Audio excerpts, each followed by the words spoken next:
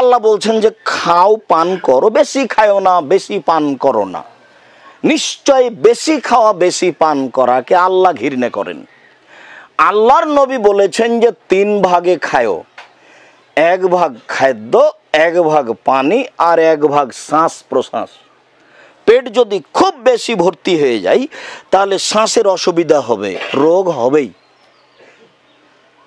পরিমাণ মতো খেতে হবে। আরেকটা, যে পেটের ভিতরে মেশিন নেই, একটা পানি আছে, খাদ্যের উপরে পানিটা গেলে খাদ্যটা গলে যায়।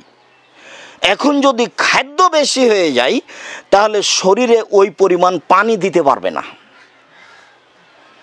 যখনই পানি দিতে পারবে না তখন হবে বদহজম। পেট ফুলে গেছে, বদহজম হচ্ছে, হবেই। কেন? শরীরে পানি দিবে শরীরের গতি অনুযায়ী, কিন্তু আপনি যে বেশি খেয়ে ফেলেছেন, যে ওটা তো আর মেশিন নাই যে এভাবে ডলে দেয়। পানি যাবে গলে যাবে, পানি যাবে গলে যাবে, কিন্তু খাওয়াই পরিমাণে বেশি হয়ে গেছে, পানি কি হয়ে গেছে?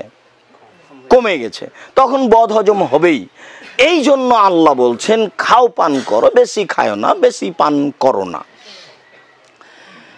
উমর ইবনে আবি সালমা রাদিয়াল্লাহু তাআলা আনহু বলেন যে আমি রাসূলের বাড়িতে ছিলাম, আমি প্লেটে বসে এখানে ওখানে হাত দিয়ে নিয়ে খেতাম।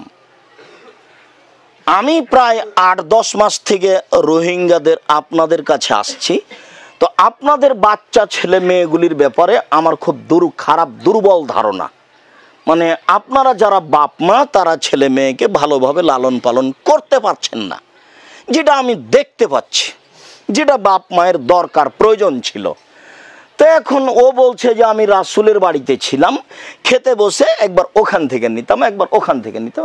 আল্লাহ রাসূল শামিল্লাহ, বিসমিল্লাহ বলো, কুল বিয়ামিনিক, ডান হাতে খাও, কুল মিম্মা ইয়ালিক, পাশ থেকে খাও। বুখারী মুসলিম।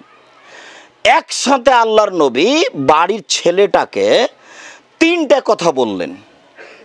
আপনি বাপ, আজ থেকে এখান থেকে বাসায় গিয়ে, বাসা কুঁড়ে ঘর হোক আর এমনি ফাঁকা জায়গায় হোক, ছেলে মেয়েকে নিয়ে খেতে বসবেন একসাথে, আর এই মাপে খাওয়াবেন।